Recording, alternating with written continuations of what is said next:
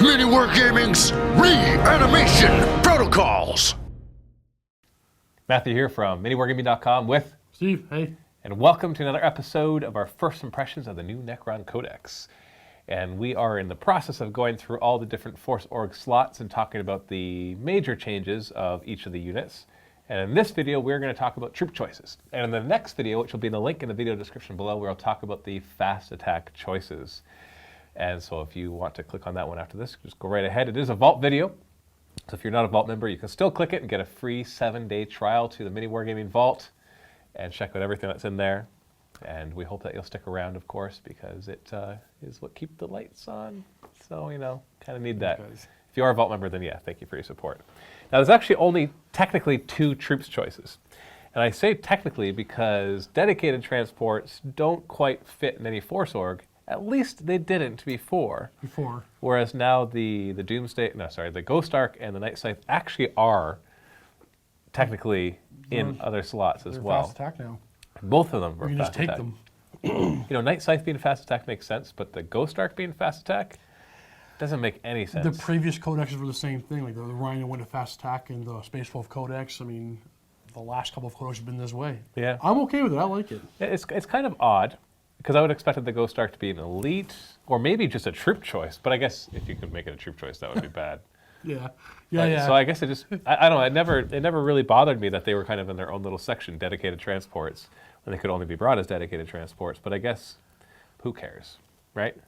It just doesn't fit as it's not a fast vehicle. It's Night Scythe is a flyer. You can buy one for your Royal Court right now. I guess there's the only real advantage to that. Yeah, but before you could get them in your Royal Court anyways. You could still buy one for your Royal Court if it's a dedicated transport, because then you couldn't buy one for the Royal Court, but they could hold a Royal Court, and so you'd bring one as a dedicated transport, start your Royal Court beside it, and then jump in. Everything's got a spot now, that's all. Yeah, it's interesting. But we are going to talk about the Ghost Ark and the Night Scythe in this video, because they're more likely going to be used as a dedicated transport anyways. I don't see, maybe Night Scythe being brought. Not the Night Scythe. I think that thing's coming without the tax of holding a good unit in reserve. Yes. There's that as well. Yeah. But the Ghost Ark, I don't think you're going to see outside of it. Maybe for, like you said, for a Royal Court. I can maybe make a list full of Armor 13 spam with those in fast attack. I don't know if it'd be effective, but I mean, it's doable. Yeah. But anyways, we're going to use it in this video because, let's face it, there's only Warriors and Immortals otherwise. That's all there is. That's really what it is, too. So, Warriors and Immortals, let's talk about those first. They're unchanged. Next Totally unchanged, points-wise, stat-wise, weapon-wise.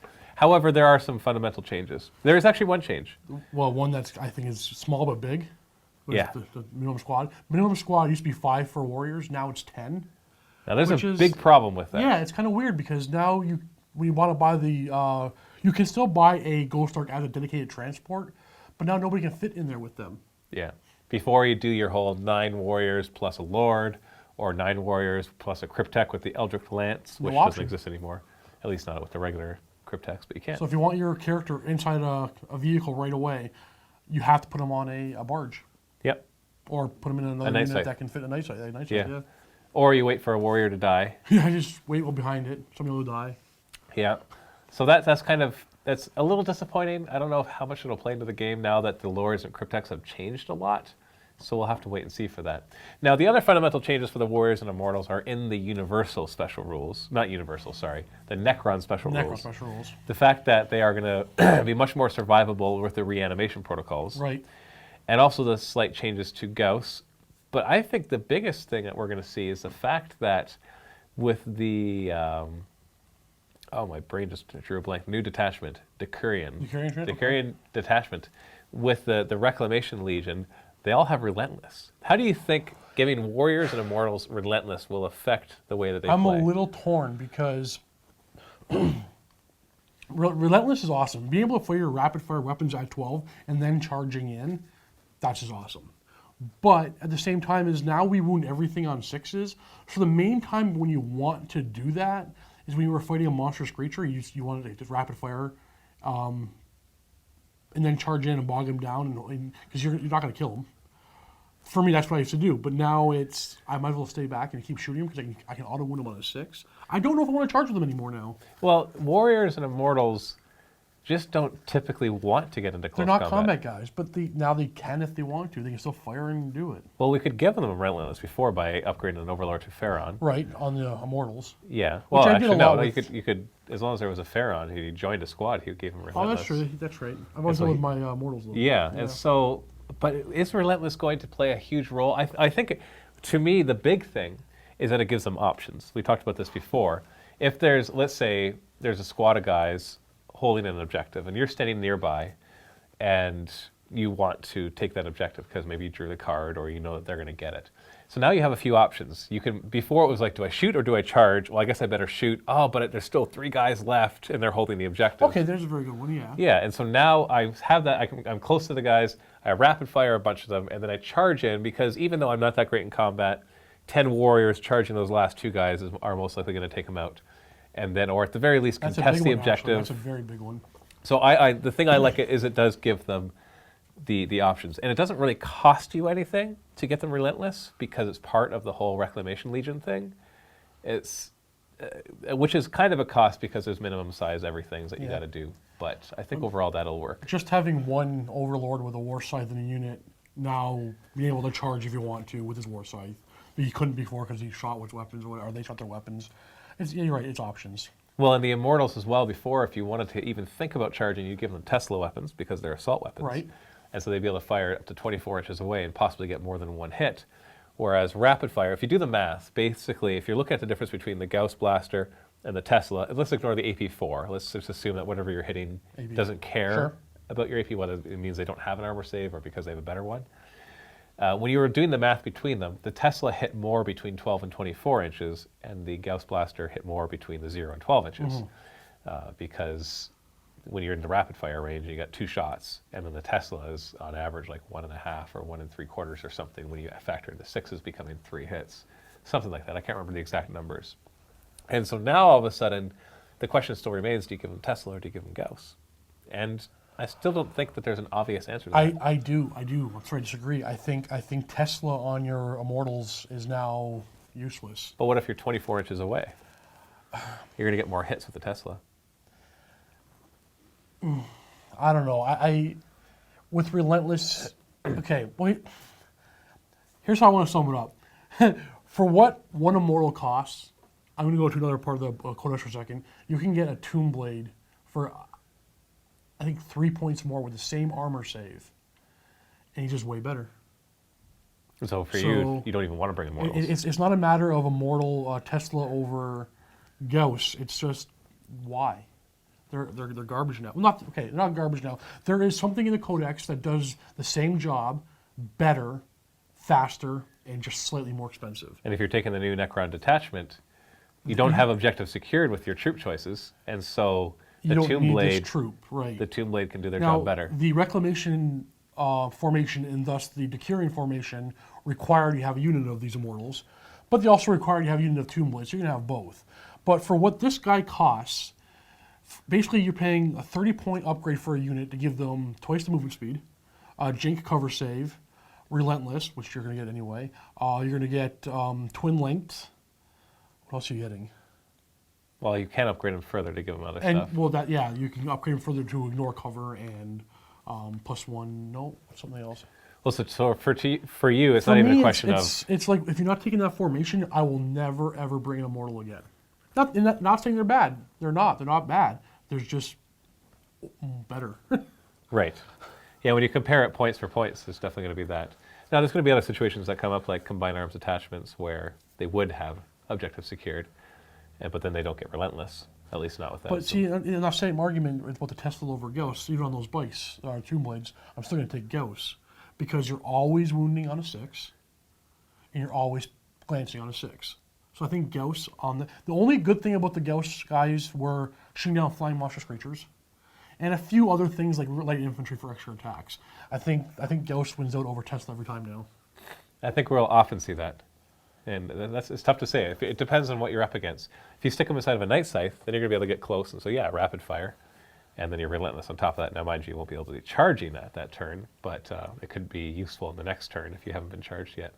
So yeah, so we've seen a fundamental buff to the Warriors and Immortals, both because of the Reanimation protocol change and because of the Decurion detachment. which allows them to be Big blobs of warriors. move through cover, relentless, and their reanimation protocols even get stronger. And so, yeah, you're going to see a lot of them. You're going to see a lot of warriors especially, and you're definitely going to see a lot of tomb blades, which we'll talk about in the next video at the link below. Okay, so let's talk about the Ghost Ark. Now, there's been one change to the Ghost Ark, and that is in its weapons. Well, the living metal rule has changed as well. There's 3 changes, really. Ignoring living metal. Ignore living metal? Yeah. And there's still 3 more changes? Yeah. I can think of living metal, which you said to ignore. We'll ignore that. And repair barge, and its weapons. What's the other change? It's cheaper. Oh, It yes. had no business getting cheaper. I know. The Ghost Ark's like, yeah. The Lich Guard getting cheaper, totally could see that. That's good. It makes it useful. But the Ghost Ark was already pretty strong. Cheaper. Its flare arc turned into Salvo 510. 510. Yeah, because it's 5 weapons. So you're always getting 10 shots. Yeah, because they're relentless. The vehicle is relentless, which means it always gets to fire the salvo weapon at full, which means now its rapid fire has increased to 24 inches, if you want to think of it that way. Right. So it's always going to get 10 shots and 10 shots at the other side. And it got cheaper. And living metals changed. I don't know if I'd say it's better or worse. It now ignores crew shaken. But inside of this detachment, I think it also ignores crew stunned, or it might have been something else that I'm thinking of. There was something in there, yeah.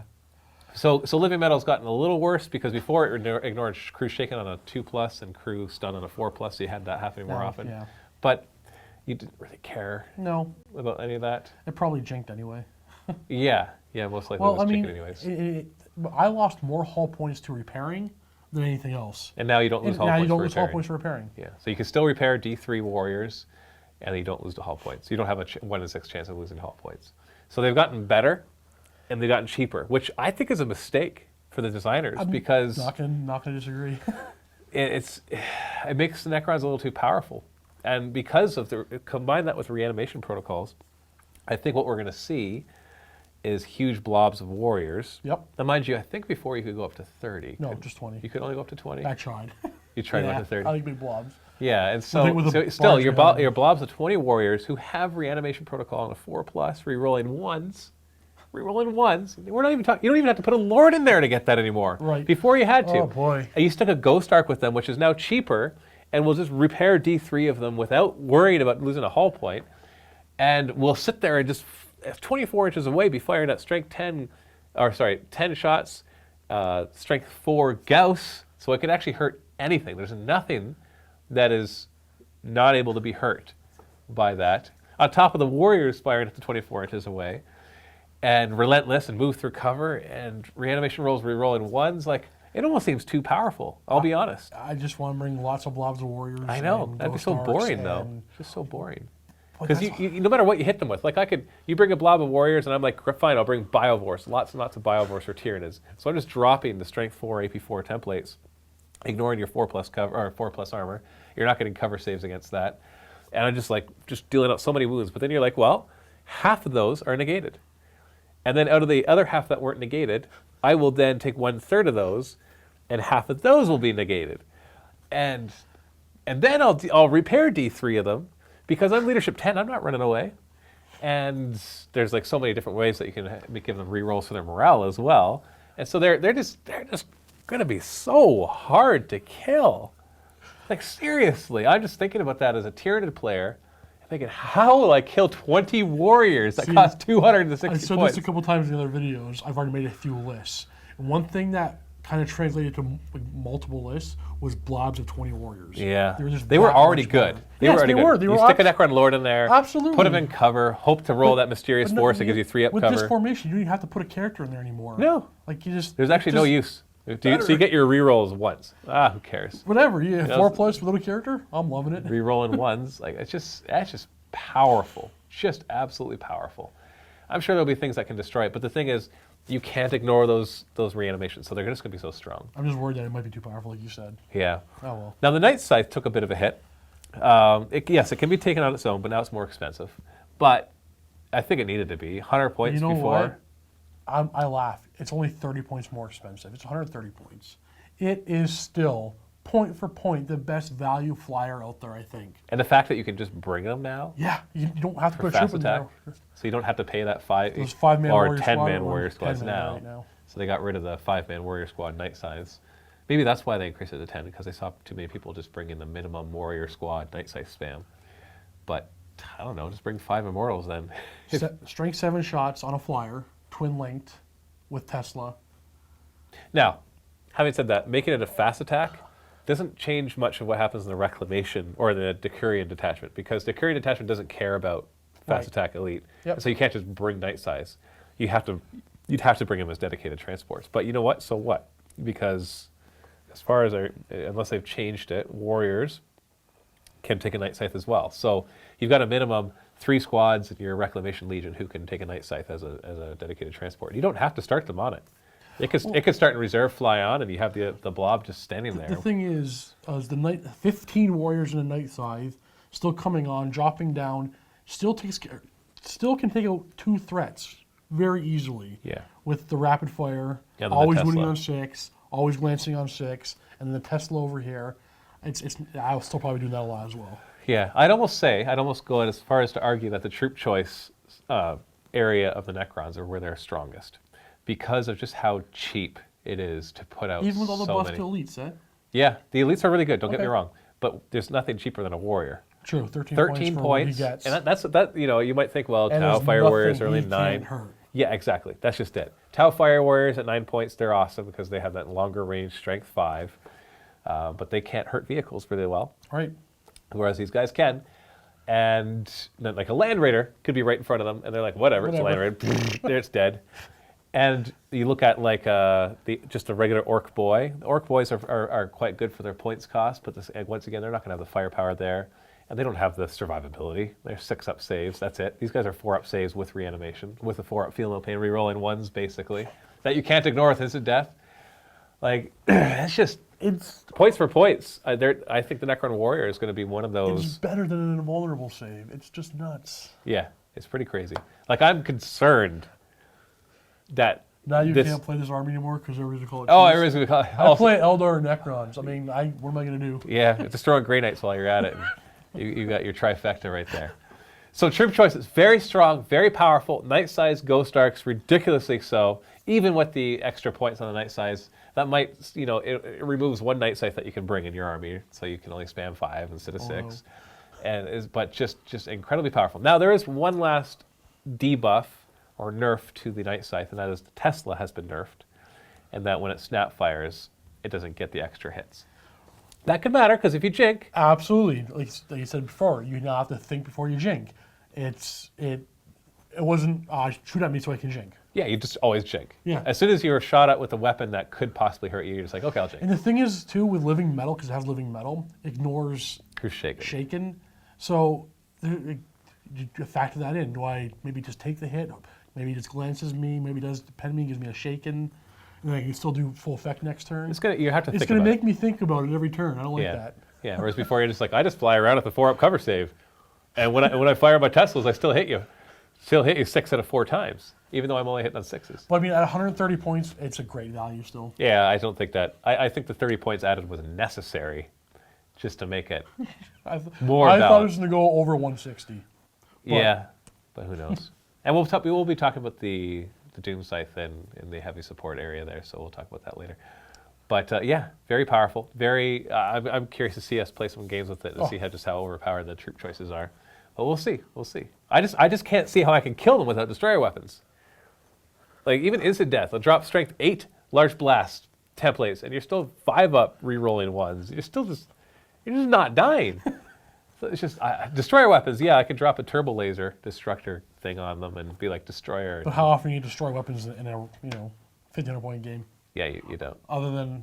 And if you do, you're not firing at warriors. Yeah. But you have to. Yeah, I know. It's like, oh my god, it's the warriors! Destroyer weapons right now. How everything you can, when you make a list, everything can do a good job and more than one job. Like seriously, just bring warriors and nothing else, and you probably have a good list. You know what? I wonder how many warriors you can fit. You can fit 100 warriors on a 1,500 point list. Yeah. Yeah, let's do it. Yeah, let's just test it. Can you beat 100 warriors? Will be a new series. And the answer is probably no. No, you can't. I'm sorry. Just 5 squads of 20 warriors.